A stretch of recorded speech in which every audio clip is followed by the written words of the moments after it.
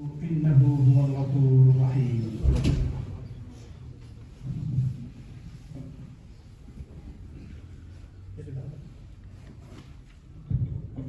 All praise be to Allah subhanahu wa ta'ala.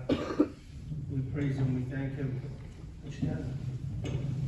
Indeed, He is the one who deserves our praise and thanks. I bear witness that there is no God worthy of worship but Allah subhanahu wa ta'ala without any partners or associates. And we send our greetings and blessing upon His Prophet and Messenger Muhammad sallallahu alaihi wasallam, his family, his companions, the one who struggled for the cause of Allah subhanahu wa ta'ala and conveyed a message. Today's topic is the month of Rajab, and the beginning season of obedience or ta'at or worship. Last Friday is going to be maybe this last Monday, and second Monday is going to start a new season that will end in Muharram. So gear up and increase and do your good and have the determined will to stay upright. Rajab is the 7th month in the lunar calendar, which is in the Hijri date, also known as Rajab, the lion man, that puts fear and panic. It is from the forbidden months. Rajab have an important event for the Muslims where the journey of Isra and Mi'raj happened and took place. Sources of the name, the word Rajab derived from Rajub, means great. In Rajab, Mudar, the tribe Mudar would not change it, but leave it on its date in order, beside the rest of the Arab tribes, where they used to change and switch the dates, depending on how the wars would last. They transplanted the months, the prohibited months. And Mudar used to respect this month, and it was sacred to them.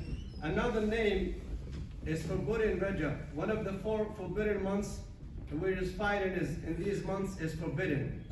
This was the tradition at that time, and the Quran has mentioned these months, which are the Qa'dah, the Hijjah, Muharram, and Rajab.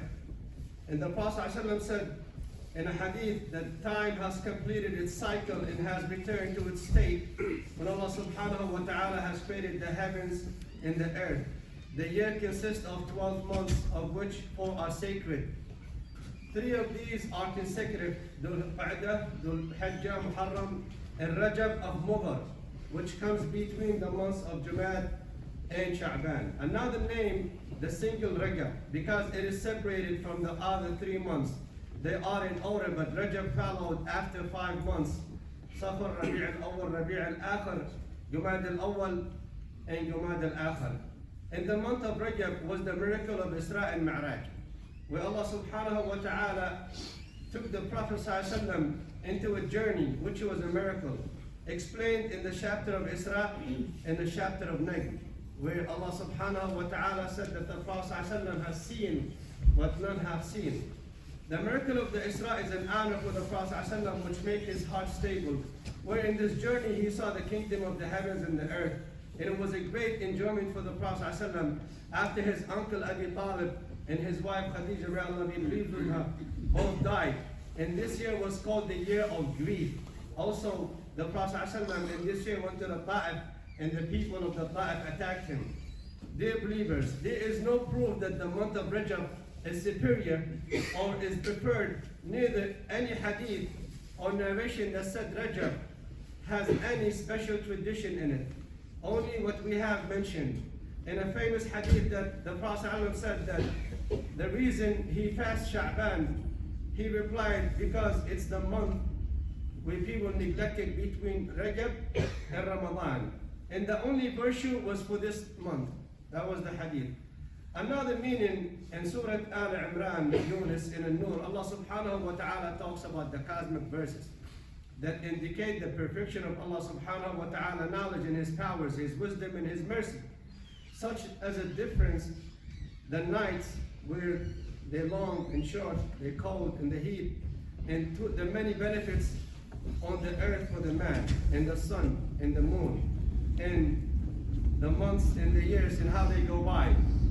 These are verses that Allah subhanahu wa ta'ala wants us to reflect upon it and look on it and understand it, and it teaches us that the time we spend the minute and the hours and the days and the weeks and the month and the years, they go by and we realize that many years have catching up for us. For a believer, we just take these lessons and examples as we see these years go by, in the nights and the days and so on, and use them to benefit us. All in the cosmic galaxy and the planets and the stars that we reflect all upon this, these are all in the control of Allah subhanahu wa ta'ala.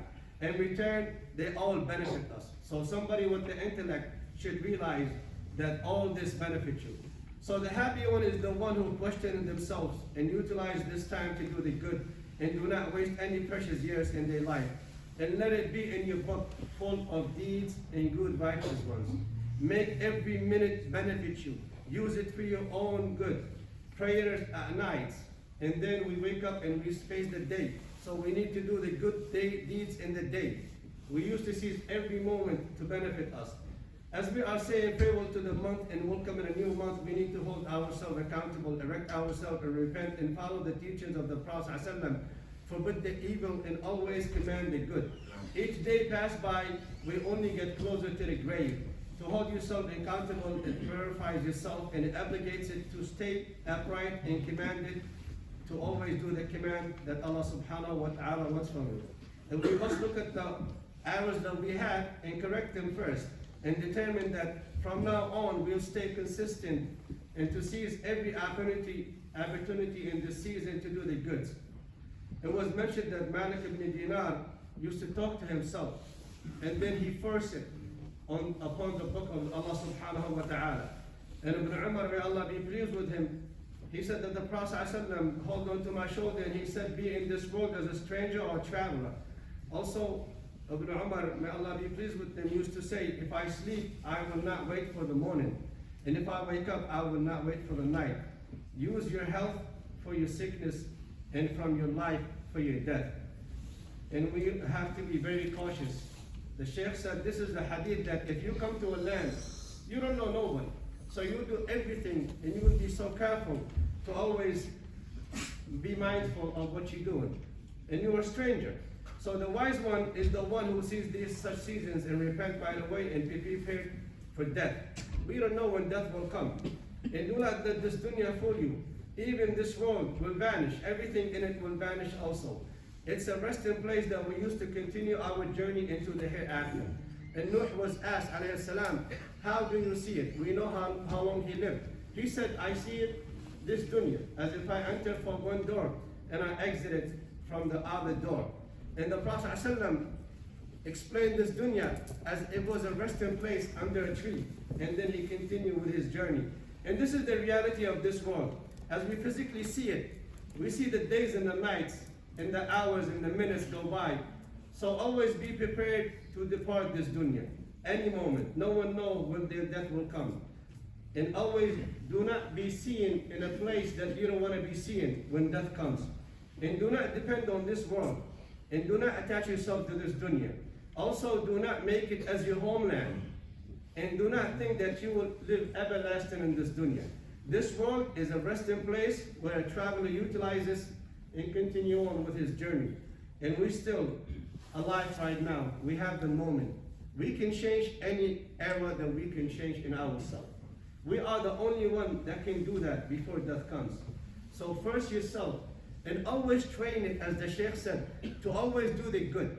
If you train your soul and yourself to do the good, it will stay consistent on it.